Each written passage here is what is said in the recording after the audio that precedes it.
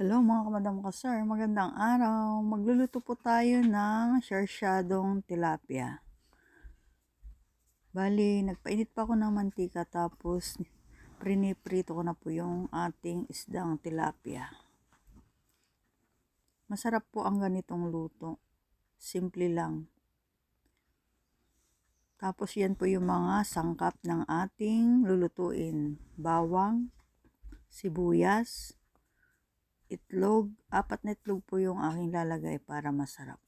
Tapos, ginayat-gayat na kamatis. Ayan.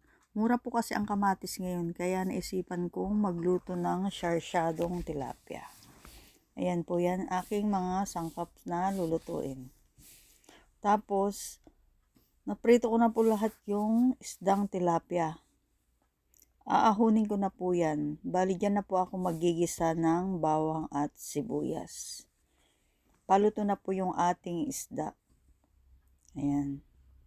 Crispy po yung ating isdang tilapia. Diyan ko po igisa yung ating bawang at sibuyas. Ayan. Nilagay ko na po yung ating bawang.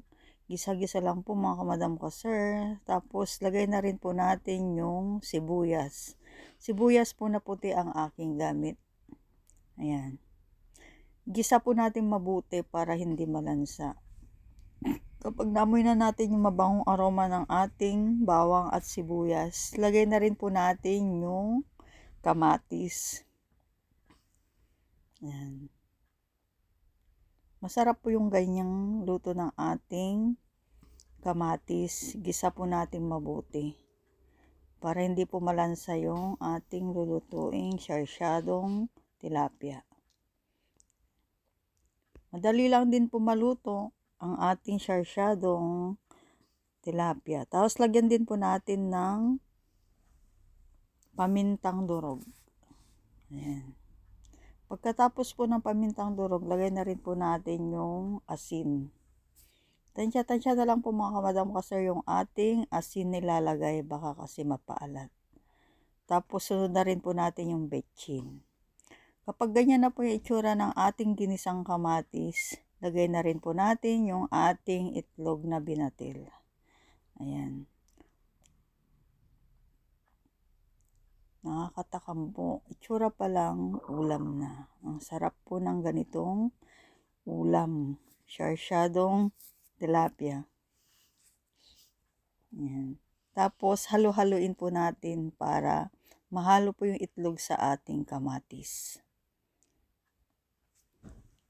Huwag po nating lakasan yung apoy. Tama lang po para hindi po siya masunog. Ayan. Malapit na po maluto ang ating sarsyado.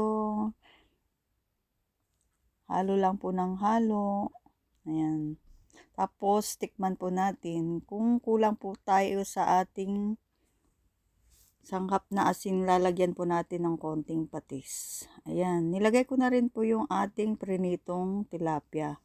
Saka natin lalagay yung ginisa nating kamatis at itlog sa isda para masipsip po niya yung sarap ng ating ginisang kamatis.